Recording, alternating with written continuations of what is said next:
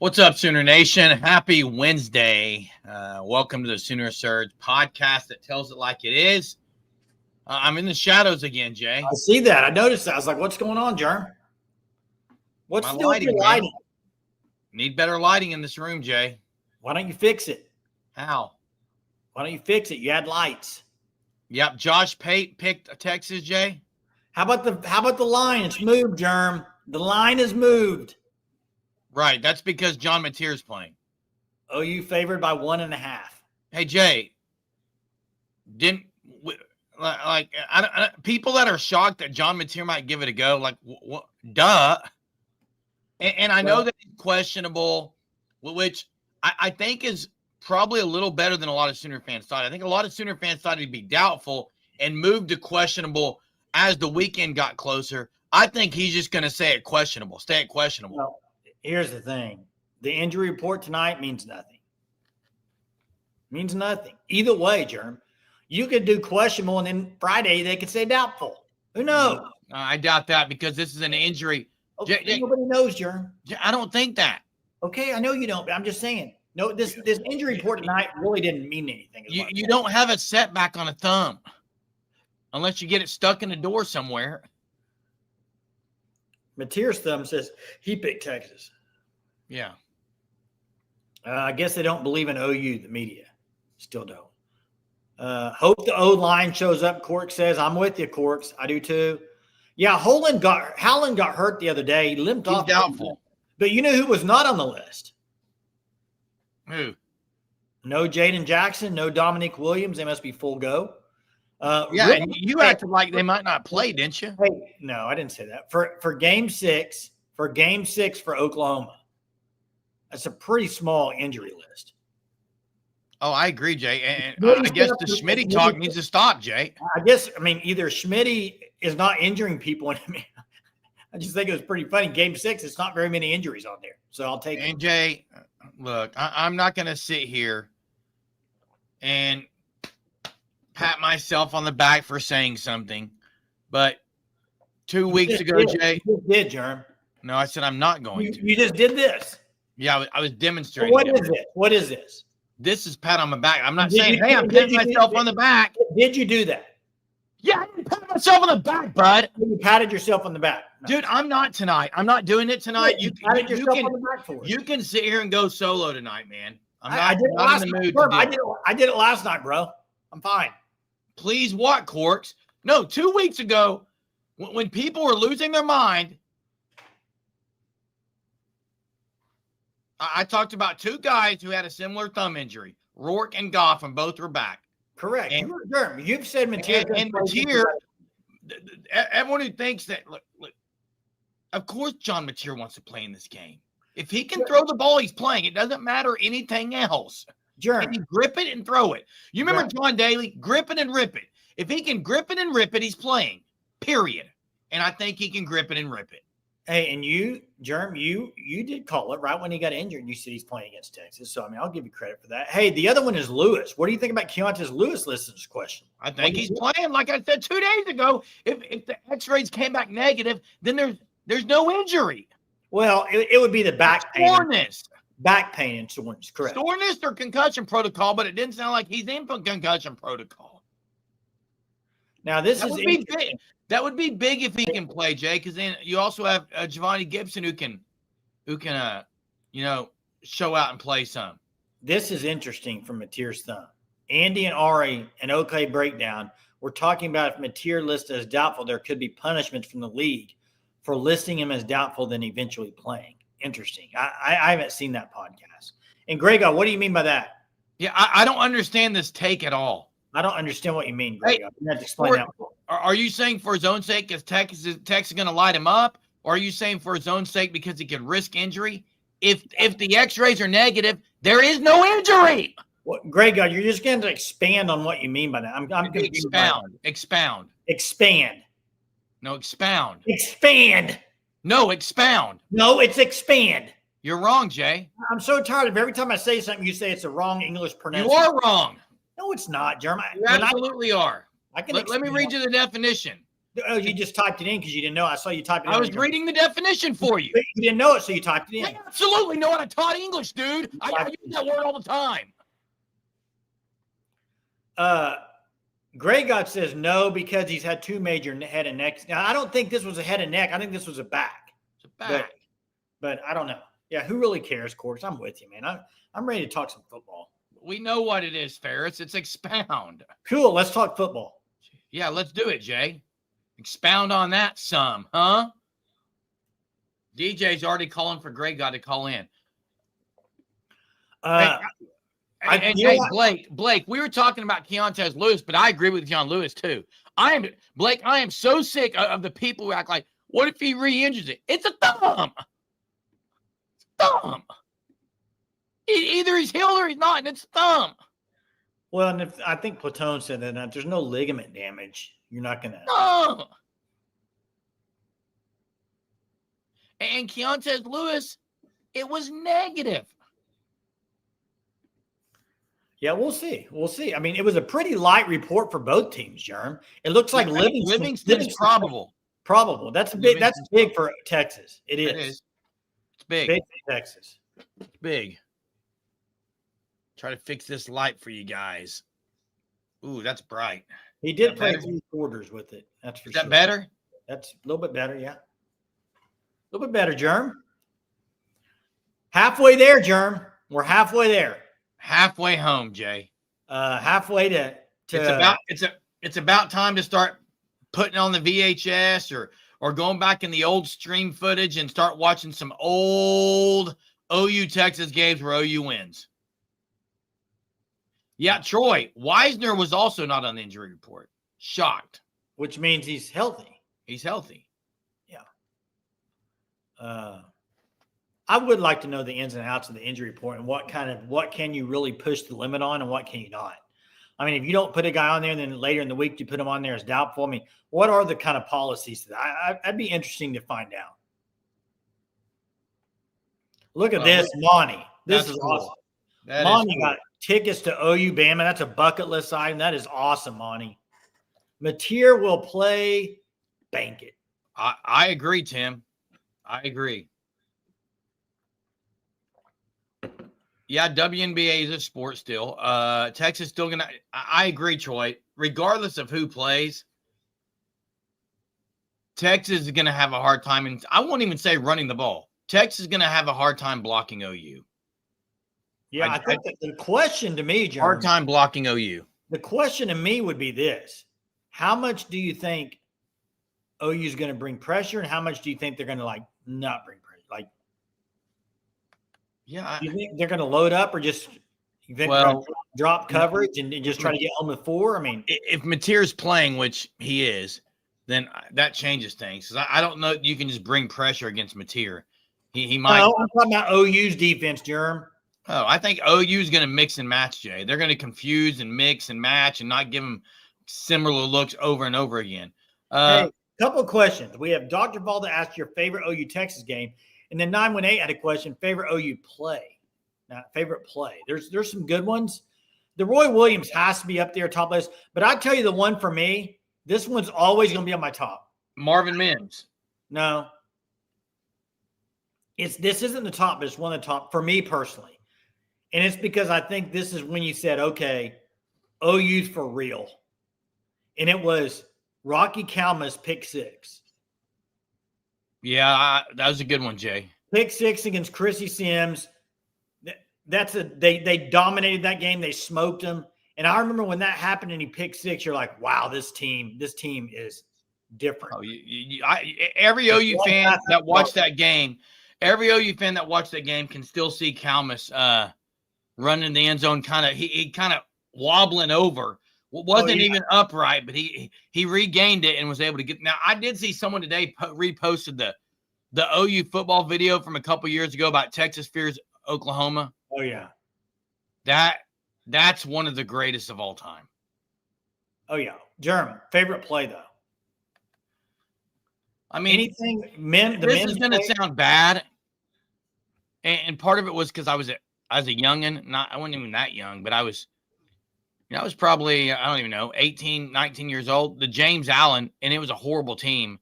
I don't know why that play stands out as a play I really loved. It's not my favorite play, but it's one that's up there. The Roy Williams, for me, is top three. One that doesn't get enough love, I would say, that doesn't get enough love is the Kennedy Brooks touchdown with time expiring. Yeah, it doesn't get enough love. You're right. They tackle him. It's over. Now, I'll say this. I was there in person for this game. So, and it's an OU Texas game, but it was not in the Cotton Bowl. It was the Big 12 championship. The Calcaterra catch from Kyler Murray, that catch, and then the safety from Brown in the same game in the end zone where he blitzed. Both those were just massive plays in that game. I mean, you can go down a list of games and plays in these games. How about the Williams run for 99 yards or whatever? Oh, Damian Williams, yeah. Now, Chief T-Bird says the Kennedy Brooks run as well. And then you have Sooner J.H. Travels, John. Favorite Red Rivalry was 78, 31-10 Billy Sims, 131 yards. Tickets were like $13. Now, that's a great memory. There are a lot more than that this year. Yeah. Trey Brown had a good one. Oh, now this is hard to beat, though. It's hard to beat that one. The goal line stand was unbelievable. DeMarco Murray had a good run against Texas, too. Did. Alan Patrick in the Big 12 championship. You have the Mark Andrews catch down the sideline that everybody talks about. I mean, you can go on. Baker to Mark Andrews. Yeah, I mean, you can go on and on. You know, a game that OU lost, but an awesome play was Kyler Murray on the long run. They almost came back and won that game. Here's another great one from Grey God here. Trey Millard, the hurdle stiff arm was great awesome. Great one. We might see something like that this year with Kanik. I'll tell you this. Kanik had the jump kick earlier this year. Hey, we've watched football for a long time. Still one of my favorite players before an OU Texas game. You know what I'm going to say. What's that? Favorite player before leading up to the game. Right. Trent Smith. Trent Smith would talk a lot of trash. He talked trash. I like the way he did not like Texas at all, and he made everybody know it. I thought it was pretty cool the way he did. And he backed it up, though. That's the thing. He backed it up. Very, very, very underrated tight end for Oklahoma, Trent Smith. Hey, there was the flea flicker to Lamb where he broke like 6 tackles on that play, wasn't it? Yeah, that was a great one. Hey, yeah. but that was a great call because it wasn't a typical flea flicker where he goes deep down the field. Short, yeah. Just short flea flicker. I love that. This is not Texas. What? We got to go back to the comment. There it is. This is not Texas, but the 2016 Mayfield Mahomes. Oh yeah, I mean that. I love rewatching that because I was a huge fan of Joe Mixon. Oh man, I heard this about Mark Andrews too. Bucks, huh? Jim, are you tired? I'm exhausted, Jay. Sorry. It looks like it, man. You got to get some energy, man. We're halfway home to the game. What about this, fans? OU fans in here. Do you like that this game is at 2:30 or do you miss the 11 o'clock? OU Texas. I like the 2:30 personally. I like the 2:30, but on game day I'm gonna like 11 because it's hard to wait that long, Jay. It's already been kind of a long week in my opinion. But thank goodness for the Mateer stuff. That's helped. It has helped, Jay. And Monty said Chipotle worker. What if you were that Chipotle tortilla presser? He's getting a lot of pub. Did you see all the stuff posted about him?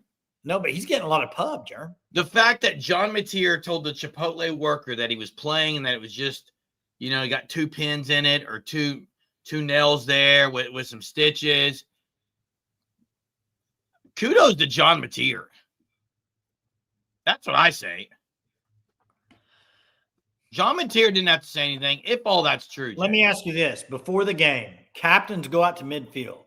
If Correct. You're John Mateer, are you shaking with your right hand or left? Oh, right hand. Oh, you are? And it's hard. You're squeezing that thing, baby. Squeezing it. Fear of God in them. I want the Texas players to go back to the sideline and say, guys, that hand felt pretty full good. Strength. Full strength, baby. Oh, I'm giving him the You're squeezing that thing hard. Adrian Peterson handshake. Oh, yeah, you're squeezing that thing hard. It's the Adrian Peterson handshake.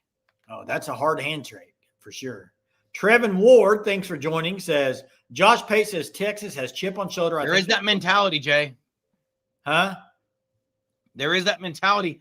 Look, Jay, they do have a chip on their shoulder. And I said it the other day. They're on the ropes. They are. They're on the ropes. That's why I cannot stress this enough. It is very, very important for OU to get up to a good start. Absolutely. The worst thing you could do in a game situation like this is to give a team like Texas, who's just coming off a bad performance, giving them a lot of belief early in the game. Yeah. You need to come out there and just start strong. I think that would really help things in the long run on Saturday. Yeah, and Troy.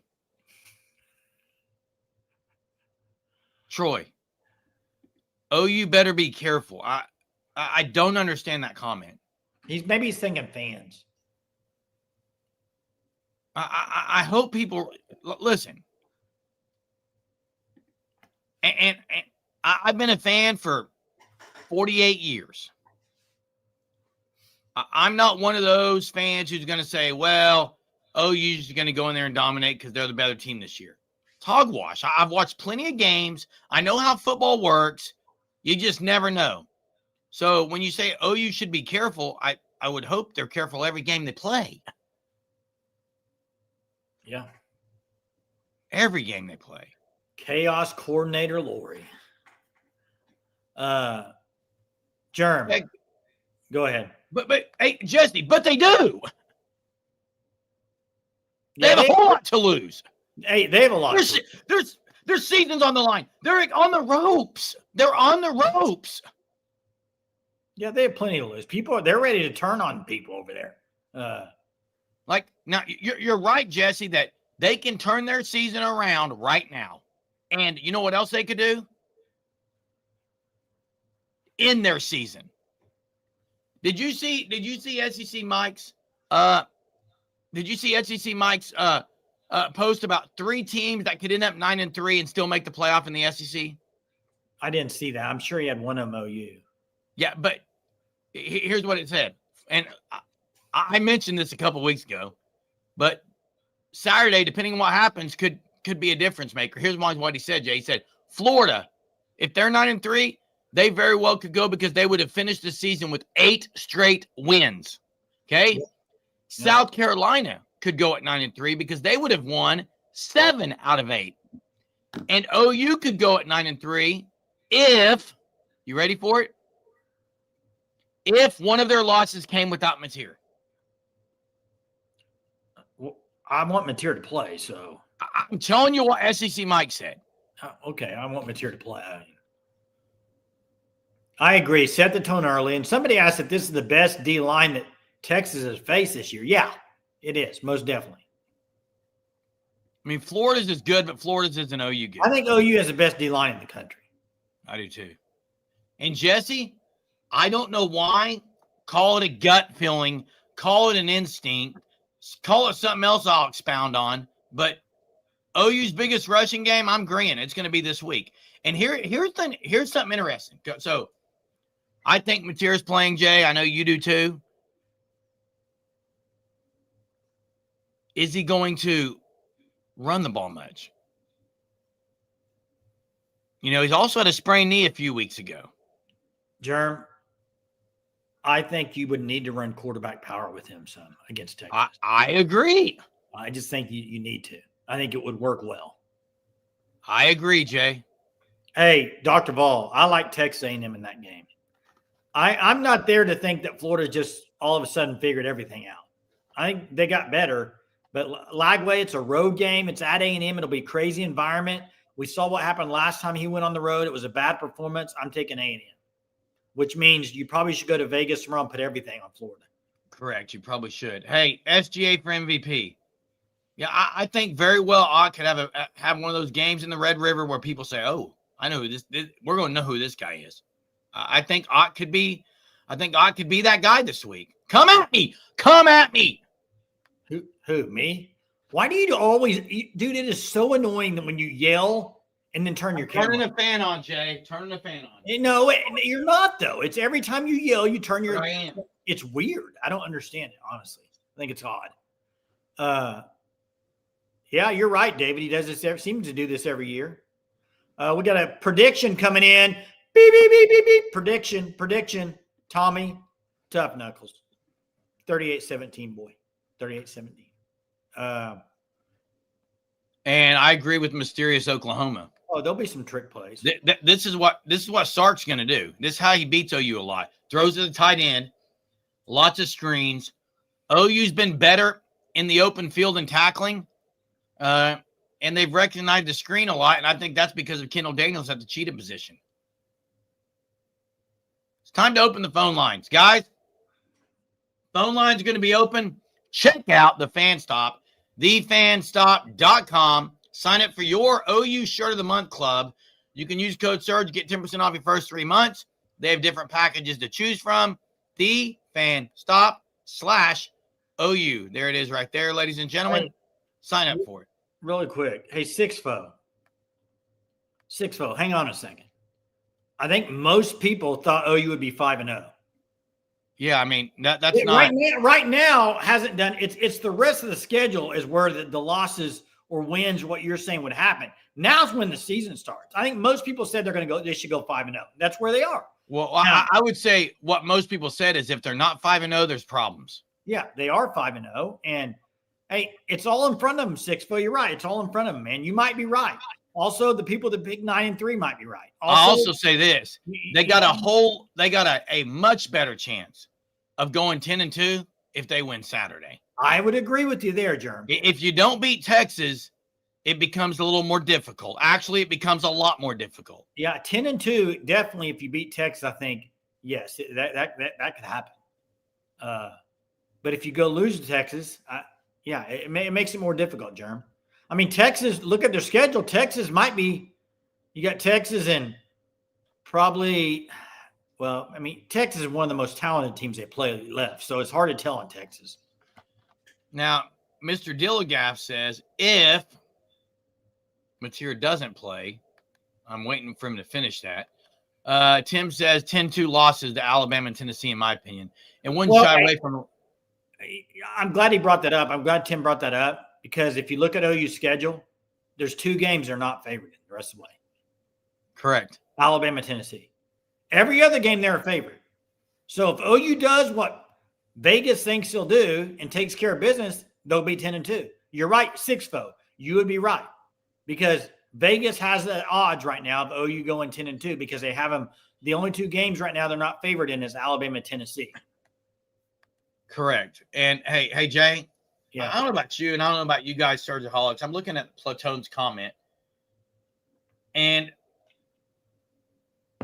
this is where I'm at as a Sooner fan. I do think that Satania's been a lot better than what they've had in the past as far as giving them a chance to get some extra yards. But I'm at the point on punts. I'm not sending anybody to block the kick because I hate roughing the kicker, and it happens. And sometimes I'm just keeping the defense out there because you never know about fakes. You're getting the ball back, so just get the ball back. If Mateer doesn't play, what are your thoughts on Saturday's game?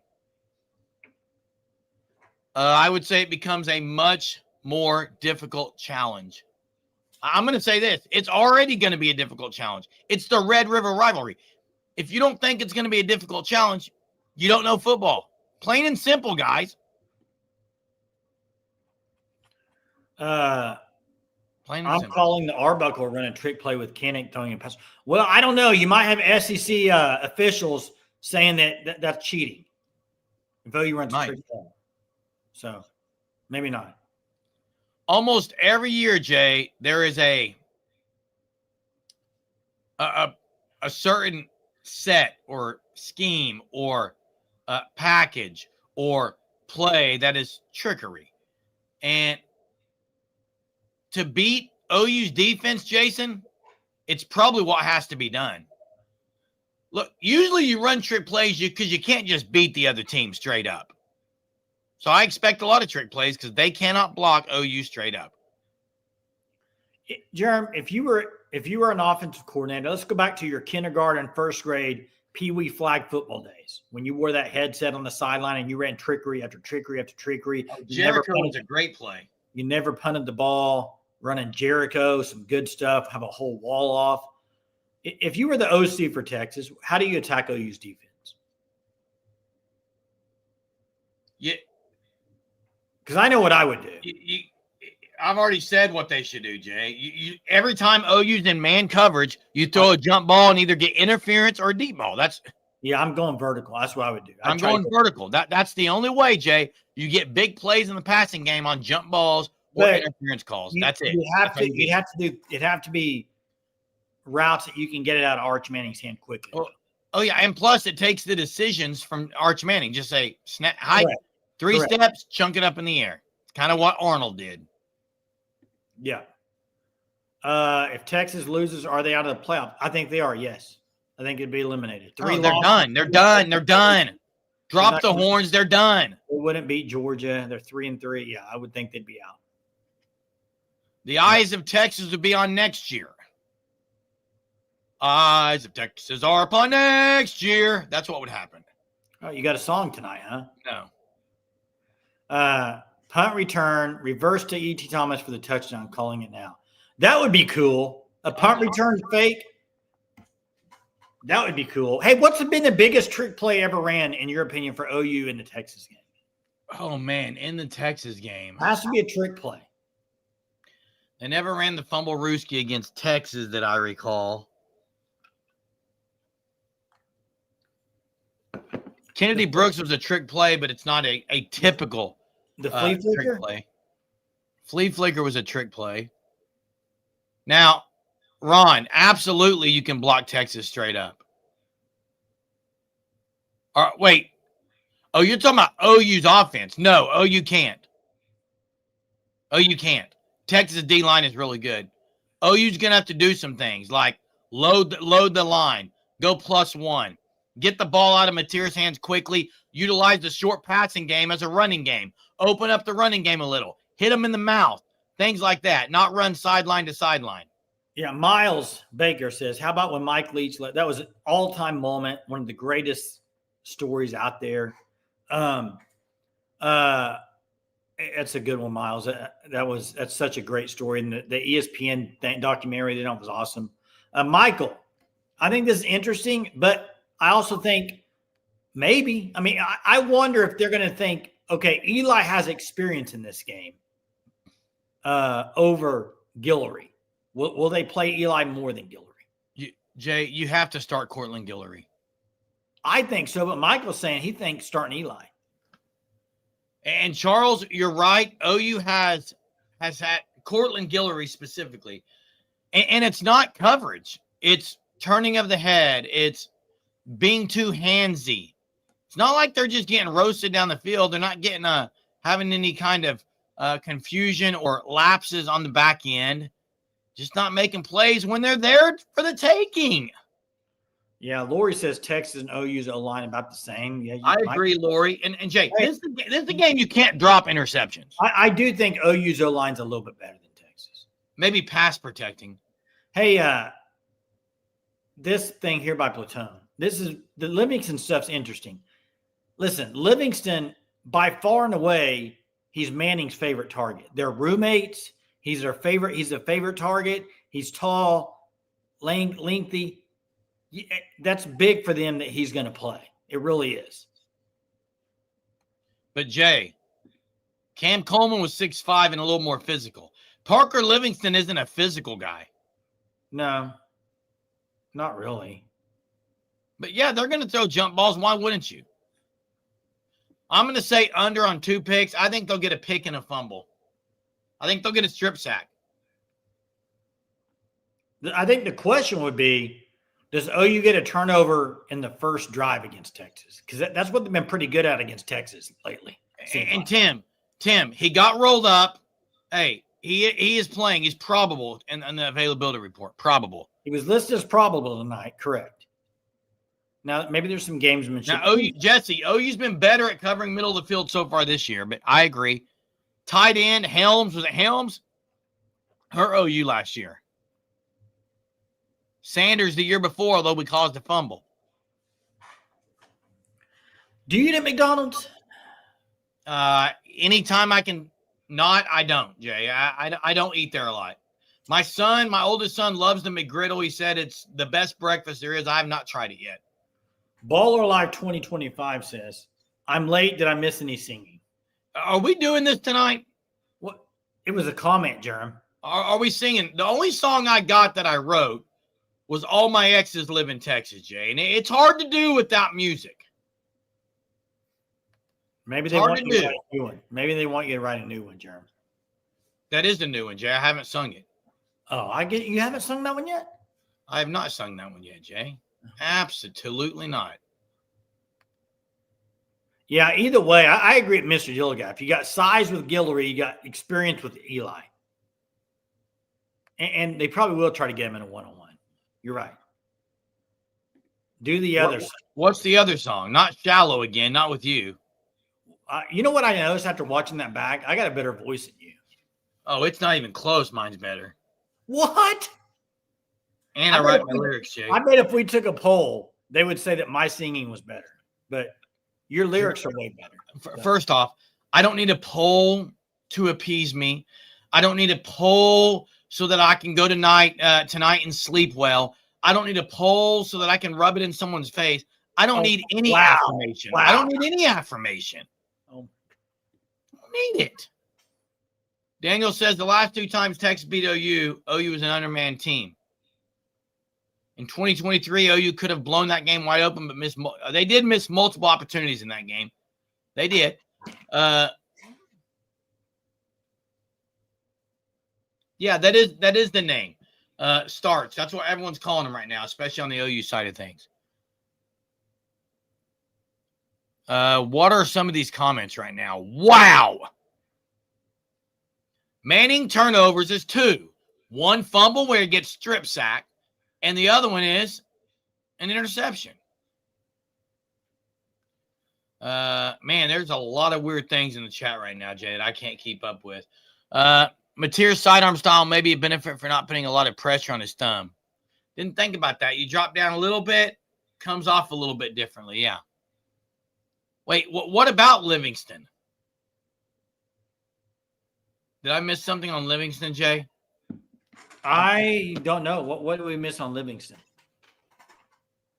Maybe the fact that I was hyping Livingston up some. I don't know. Hey, are 6'4" Chevy and maybe it's just 6'4" Chevy. Are you laughing because what I said about Livingston? Wow. If so, I'm getting ready to go on a rant. I'm getting ready to go on a rant. What did you say about Livingston? Said he's pretty good, Jay. I said he's 6'4", has size, not as good as Cam Coleman, but they could throw jump balls. I'm just curious what the laughing part was. But I don't know. I'll wait, Jay. It's hard to tell in a chat, Jerem. It is. That's why I said I'll wait. Cubby 580 says, I think the linebackers want to play lights out to keep Arch in the box.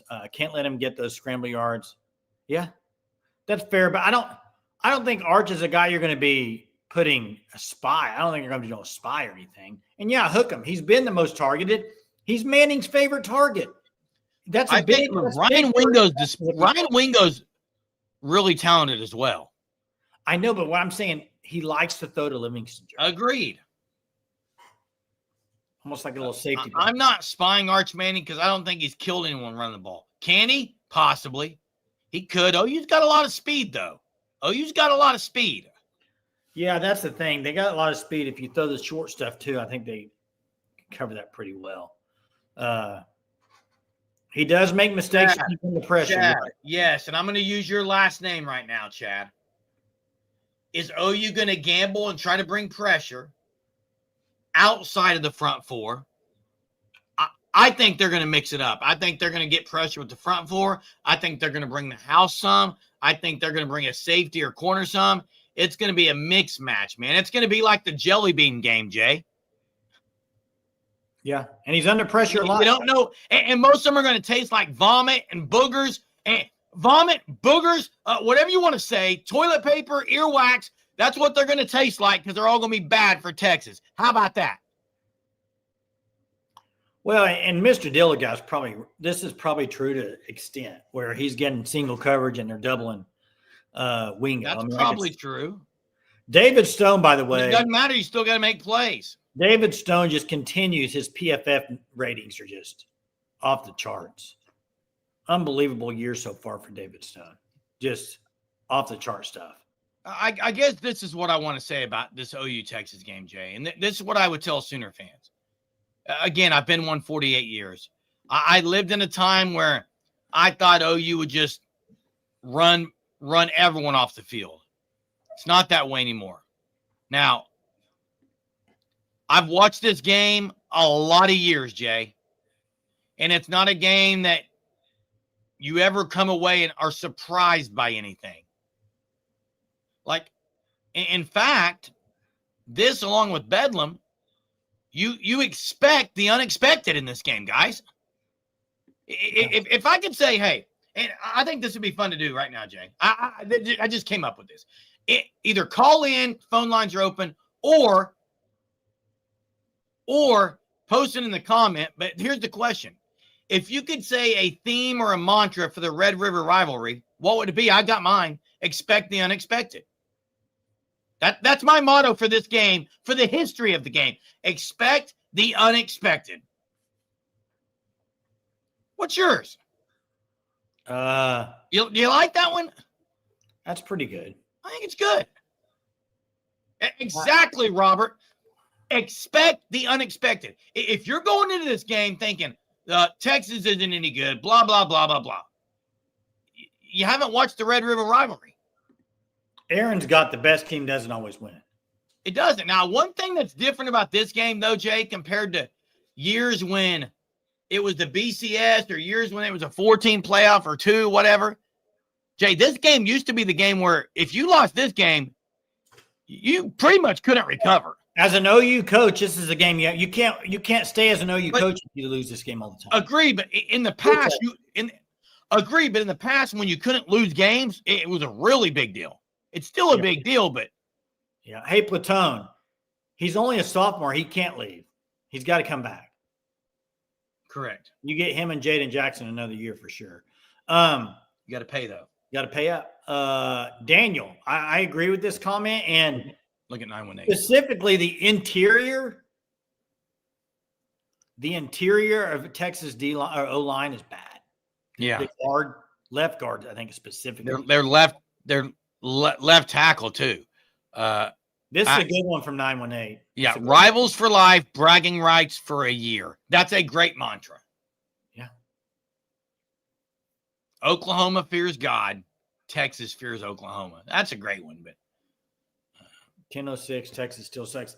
Hey, the other thing is this game, if you go back and watch a lot of these games, there's a lot of games where the guy that you didn't think would make the big plays and show up is the guy that wins them the game.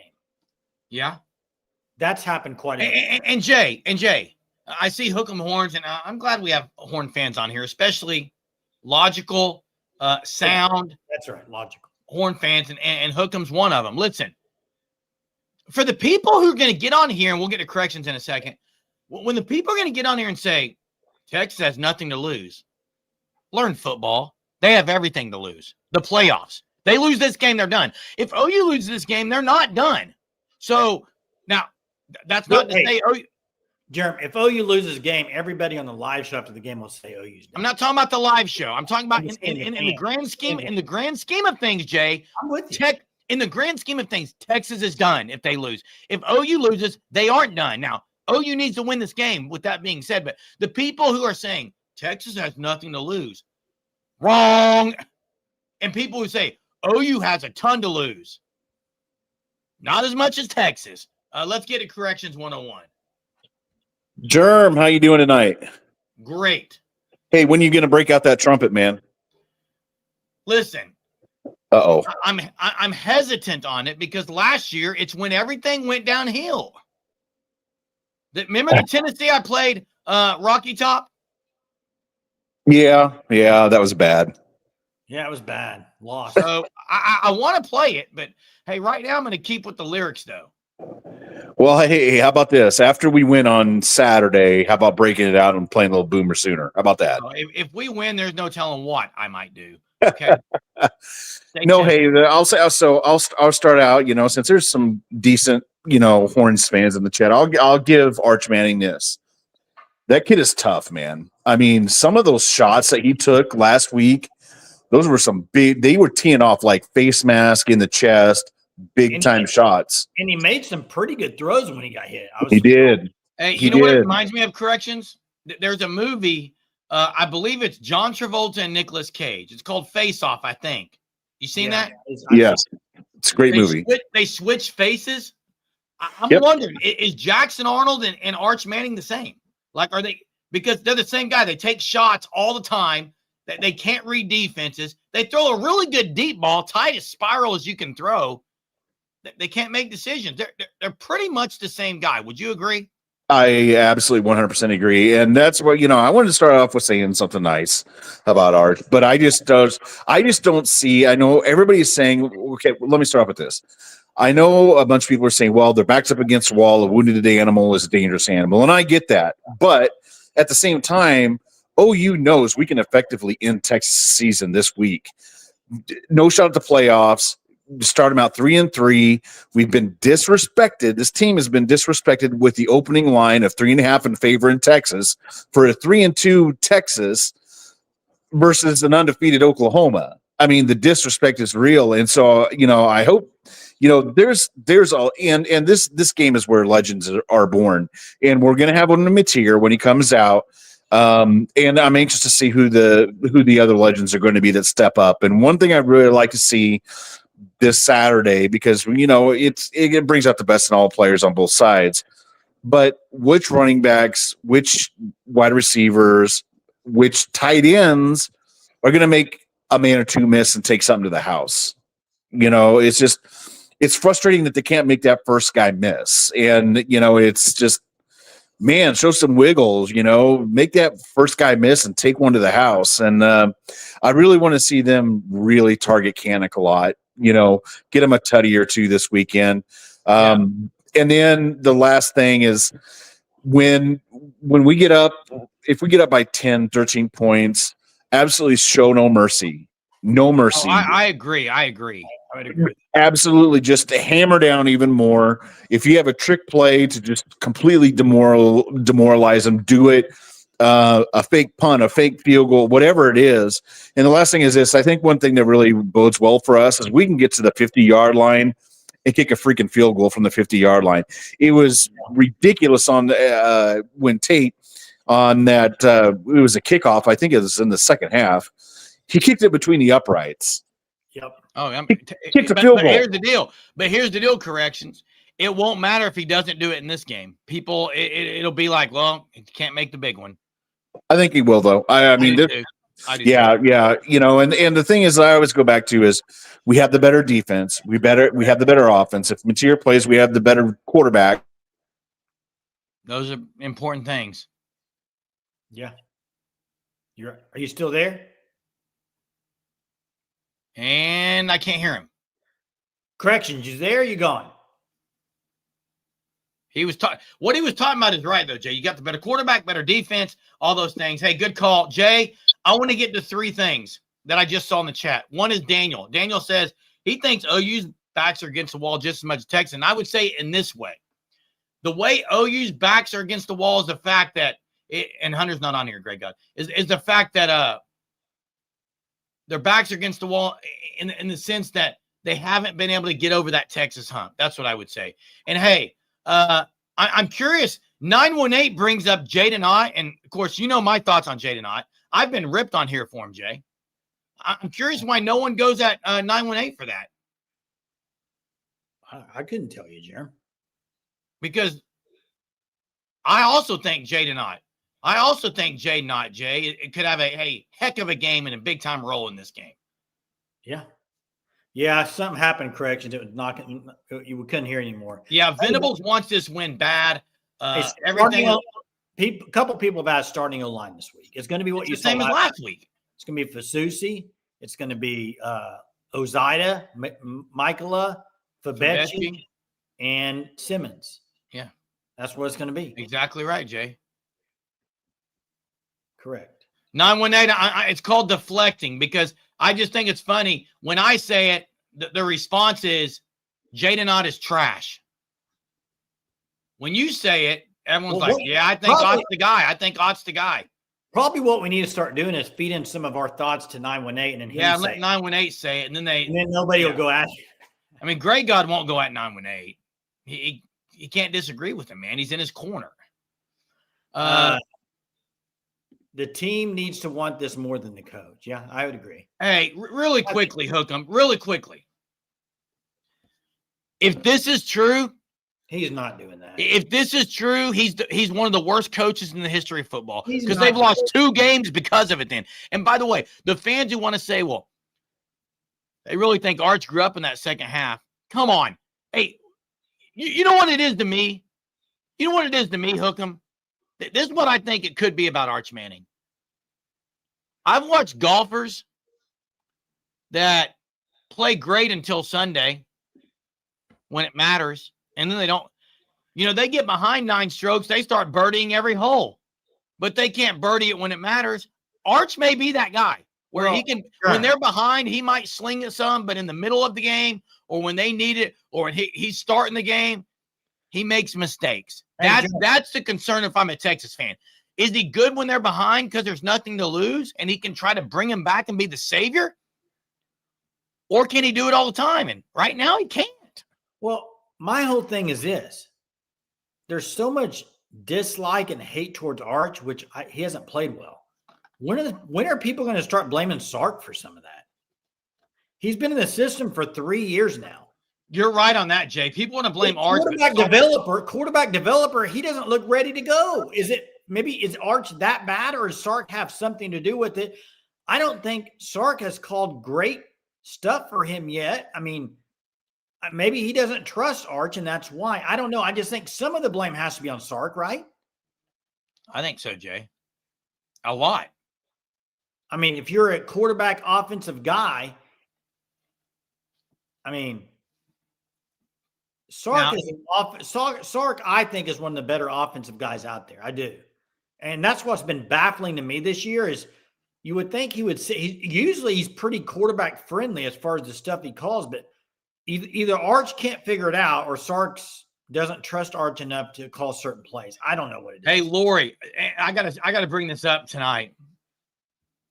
Did you see UTEP? They're playing tonight on a Wednesday night against Liberty. Malachi Nelson's benched. Well, I'm glad you brought it up. I wanted to talk 5-star. Jackson Arnold, 5-star. Arch Manning, Nico, that class is bad. That class was way overrated. Way overrated. It was bad. Malachi Nelson was. Who's the best quarterback out of that class? Sellers? Yes. Or Dante Moore? Was Moore in that class? Well, if Nico plays like he did last time, maybe. Hey, the other thing is this.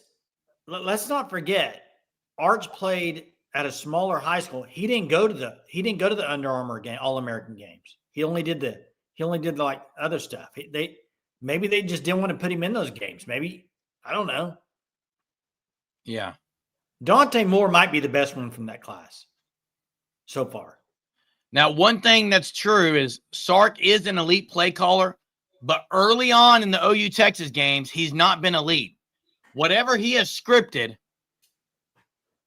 OU has kind of figured out early in games. They've done a really good job early in this Red River rivalry under BV. Okay, but maybe we also over analyze things, and maybe it's this. Go back to maybe could it be like this is breaking news, rocket science? Could it be that some of these teams the O-line just sucks? As Fit You're right, and Evans mentioned it. Their O-line, as Fit Trader said there, the O-line sucks, and that, you know what, that causes a problem in the running game, that causes a problem in the passing game, all of it. Especially if you have slow developing plays that can be really good, but they take so long. Like Evan Lawrence said, let's get to Platoon 20. What's up, Platoon? Hey guys, one thing I wanted to ask you guys about, and this applies to both programs, OU and Texas, but specifically Texas in this case. I think you look at their roster construction the last couple of years, Sark has basically relied on recruiting high school talent for all of his O-line positions, and he hasn't taken any portal transfers at all at the O-line level, Yeah. which is fine. But I think it burned him because I think what he's doing, and I can't prove this, but I think the same thing happened with the quarterbacks, is that he's promising these five-star guys that he's not going to bring in portal transfers to compete with them, right? And if you do that, your recruits better be darn good or you're in trouble, right? So it Yep. brings up a larger point I want to ask you guys about. What is your philosophy on recruiting these high-end five-star guys, but telling them, hey, to close the deal, we're not going to have any portal transfers at your position because you're guaranteed a starting job. I don't believe in that Well, strategy, but do you have yeah, to say that to some of these guys in order to get them to commit? Like, I don't know how I don't. much the five-star guys do that. It's a great question. I don't think you can say to guys, we're not going to go attack the portal at all. Now, what they could tell them is, we play young guys, and if you're good enough, we'll play you. We'll play young guy. It doesn't matter. Now, you look at what OU did. 3 of OU's 5 offensive linemen right now are portal guys. You got Michael at center, just came out of the portal, Derek Simmons, and Fabechi. They're all portal guys. 3 out of their 5, and they've recruited really well at the offensive line. Right. Yeah, no, I think you have to open it up and you can't make any secret deals. You got to tell your guys, look, we will offer you a chance to compete for the position, but we are Exactly. not guaranteeing you a starting job. I don't care how good they are, even if they're number one recruit in the country, you just can't operate like that. There's too many busts, right? There's too many busts at the five-star level. You got to like say, look, all I can say is yes, you will have an opportunity to compete, but that's it. I'm not guaranteeing you anything. Or at least that's the way. But it sounds like Sark is not doing that because I think that's why also he got into trouble with Arch and then Quinn Ewers, right? I can't prove this. I'm just speculating, but I think he told Quinn Ewers that I'm not going to start Arch no matter what. That you have the starting job, and that's the end of it. Because I think that was probably a good thing, though. But yeah, I see what you're saying. But anyway, I like Pete Carroll's philosophy back at USC, 20 years ago. He would bring in guys 5 stars, say, no, I'm not promising anything. You have to compete. Every day is competition. If you're not good enough, then adios. And I think you have to, some of these guys, you can't baby them. And if a 5-star guy says, oh, I'm not going to commit unless you guarantee me playing time, you gotta say goodbye to them. You can't have those guys in your program. Well, you know what's crazy though, Platoon? A lot of people thought that was why Fasusi went to OU because he could play and he wouldn't be. How many Texas people last year said he went to OU because he wanted to play early? He would have been playing on this Texas O-line for sure. Yeah, you're right. You're right. Why were the Texas fans saying, well, OU got him because he'll be able to play there right away? He won't be able to play behind the guys Texas has. What? I've watched Texas O-line. They're not any good. Fasusi would be playing. Right. He would be playing if Sark believes in open competition and didn't promise his upper levels that they were going to automatically start. You're right. You got to leave it open. But anyway, I think that's just an interesting question. I think that affects all college programs because everybody's in a quandary. Okay, how much do you have to promise these high 5-star guys to get them to commit? And some programs I think are just giving all these promises that they shouldn't be giving them. And I hope OU doesn't do that. We should, and if we lose on higher end recruits, if they have to be willing to compete. If they don't want to compete, then no, we're not guaranteeing anything. You have to earn what you have, and that's the end of it. At least that's the way it should be. Well, I like that. One thing though that I got to bring up. I know people won't like to hear this, but even though OU didn't promise anything with Jackson Arnold, they pretty much said we got to play him. He's already set 1 year. He's a 5-star, and he's the next guy. And Gabriel went on. And then you saw what happened. So you're paying guys too. You're paying guys to sit. Now, the other thing, Mr. Dealgaff brings it up right on. I agree with this 1,000,000%. Listen, I'm a believer. I think the star system I think it's broke a little bit. And with the camps and the different things, 7-on-7, it doesn't give you a true gauge on reading defenses and all different things. There's just Jay, that's because, but also it's what this comment is. Like, go Google right now, college football talent evaluator job opening, and go tell me what it takes to be one, Jay. I mean, these people, and I'm not ripping all of them because there's probably really good evaluators, but you're not talking about NFL scouts or guys who have done this forever. A lot of these evaluators that go to these camps, they're just wanting people who can go to the camps and be there and evaluate. It's not like they're elite or have huge credibility, Jay. That's part of the issue. I mean, is there a rubric? That would be my question. Is there a rubric at the camp that says, oh, here was his speed? A what? A rubric. It's a term, John, how you score things. A Rubik's Cube? rubric. I have no clue what you're talking about. So. Yeah, I know you don't, Jay. And I promise you, it's probably what they use. And it becomes very, very, very subjective. And, you know, a guy sees the Jackson Arnold ball in the air and says, wow. But maybe it's not the best as far as being a talent evaluator. I just think you got to take those ratings with a grain of salt. Hey, I've got to shout out Lori because Lori gave us a $10 super. I don't know if you can show that, Jay, but very much appreciative of Lori, our very own Surge Chaos Coordinator here on the Surgeaholics. Appreciate it. Thanks Lori. For the $10 super. Hey, Lori, really do appreciate that. Thank you. Hook 'em horns. You're right. Here's the thing. You got two opposites. You got their third down conversion rate is horrible at Texas, and OU's third down defense is great. So if that continues, it doesn't look like Texas is going to be very good on third. Yeah, and Daniel Burke, someone's asking him questions here in the chat. And hey, we did reach out to Daniel. He's going to join us. He wants to. Oh, there. I sent the link. We're going to try to have Daniel on at least once a week, not just calling, but also video on here, and have three of us on here, Jay. It'll be fun when we get to that. Star system can be a joke, and I agree. It can be. They're not all bad evaluators. I just think they're not all great credibility. Let's get to Daniel. What's up, Daniel? What's up, guys? No, I was just giving my take on the 5-star thing because, you know, obviously I've had those discussions here before, but like I've said before, the issue, and I've heard people mention the issue with the 5-star ranking, not to say that it can't, there are 5 stars that can't, but I've said often the 5 stars, like people have said, different things that they go to. It really doesn't tell everything about a particular player. And the example being, like, let's use Baker, for example. Baker was a 3-star, you say was.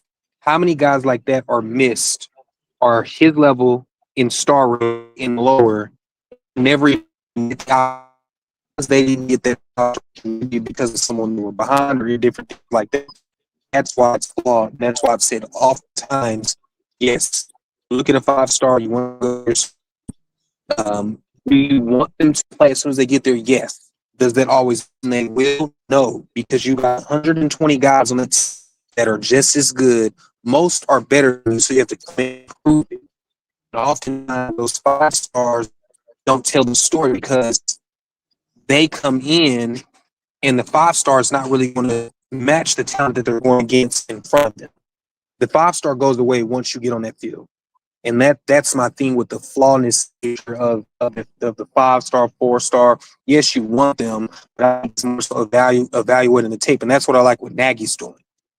It's easy to say, oh, this is ESPN all of them, as opposed to, you know, getting a list of, okay, there's ESPN top 300. Let's look at number 427. He's a 3.5-star recruit. Oh, man.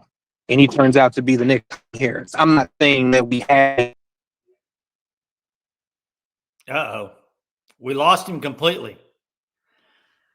Yeah, we lost him. He was talking about who did he say? Who was the last guy he said? Something about Nick Harris, but something happened. He was breaking. He was going in and out. People in the chat were saying it was breaking up. I could hear mostly. And Jay, what he was talking about was the ratings and how many 3-stars have turned out to be great and how many 5-stars have turned out to be not good at all. So, yeah. Listen, you can call back if he wants to call back in and maybe the signal will be better. I don't know what the deal was, but it just. Let's try Dwayne. Dwayne's on here. Let's try. Greg God said it was a Smitty victim. DB's Wi-Fi was a Smitty victim. What's up, Dwayne? Hello. Yeah. What's up, Dwayne? Hey. Look, I'm a UT graduate. I'm a native Austinite, but I've always been an Oklahoma fan because I grew up running the wishbone and the 5-2 defense in high school. Yeah. It just, when OU got the coaching and the talent, they destroyed Texas from 1970 forward. They dominate Texas. Mm-hmm. The only time Texas played close is when Oklahoma has bad coaching, like in the 90s. When they got bad coaching. Lincoln Riley, when they don't play no defense, that's when they had a shootout game. But Lincoln But Riley, when Bob Stoops and Switzer were there with sound coaching staffs and playing offense and defense, they kicked Texas behind, dude. but This didn't Lincoln? game is not a throw-up game. It is a game where the best coaching staff with good talent is going to dominate. It's only been close with Lincoln Riley because he didn't play no defense. But And so he had shootout games. But for the most part, Oklahoma is the dominant program in this series. But don't you, Lincoln? I agree with some of that about OU being dominant, but Lincoln, are you saying they're Lincoln just not only very? lose one game against? Yeah, Florida? because if you watch, Barry Switzer used to have the talent. He destroyed Barry Switzer. I mean, he destroyed Darryl Royal, who's one of the greatest coaches. He kicked his behind when Stoops was in there against Mac Brown, who Texas sees as one of their great coaches. He had top 10 teams, and OU would beat them by double digits. It was only under Lincoln Riley, who didn't play no defense, where they played these shootout, flip a coin games. But when OU got talent on both sides of the ball with competent football coaches, they dominate this football game. And that's a straight fact. This is not a coin toss game. I done seen it too much, man. The Oklahoma usually just dominates this game when it's equal coaching and both teams got talent. OU tends to be able to win the football game. And that's just the way I always see it. What it is OU has let Texas get some talent edge. That's why these games have been off balance for the last few years. Texas has almost always had the talent edge, but but not like that, because Bob Stoops had all Americans and first round draft picks, and so did Barry Switzer. Defensively, OU was under Stoops and Switzer. Yeah, and that's why I think you had blowouts, is because their defense were so good that they got turnovers. That's what I'm saying. They played defense, and Lincoln Riley didn't, so he was just in shootouts because he had high-powered offenses. So but for the most part, this is not a coin flip game. If Oklahoma got the good coaches, Texas got the good coaches, for some reason the Sooners always seem to be the winner. When it's equal, you got to go with Oklahoma. So who do you have this week? Who are you picking?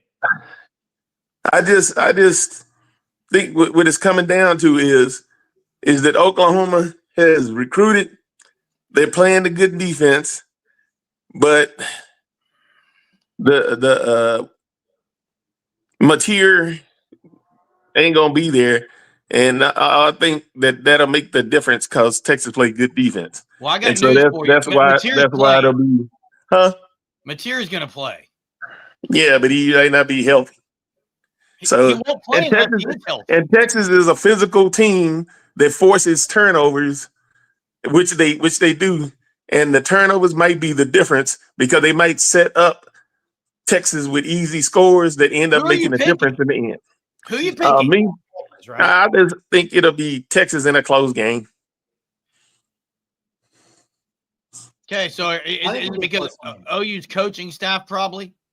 No, it just. I think that OU in the Big 12, Texas and OU used to have the huge talent advantage over everybody. But since OU has come to the SEC, their recruiting has not been up to par with Texas. It has slipped the last couple of years. And it looks like for 27, the recruiting is coming back. And they're playing, up to the recruiting coming back. And that's the only difference. I think OU didn't prepare well enough to come to the SEC, and that threw them off. But now they're bouncing back, and Texas can still go to the championship even with a loss because it's in the SEC, and they can still get to the SEC championship game. Yeah, you know that, right? Even with 3 losses, they only have 1 loss in the SEC. No, but I'm saying total. They could have 2 losses in the SEC and 1 loss to Ohio State and still make the SEC championship game. That's all I'm saying.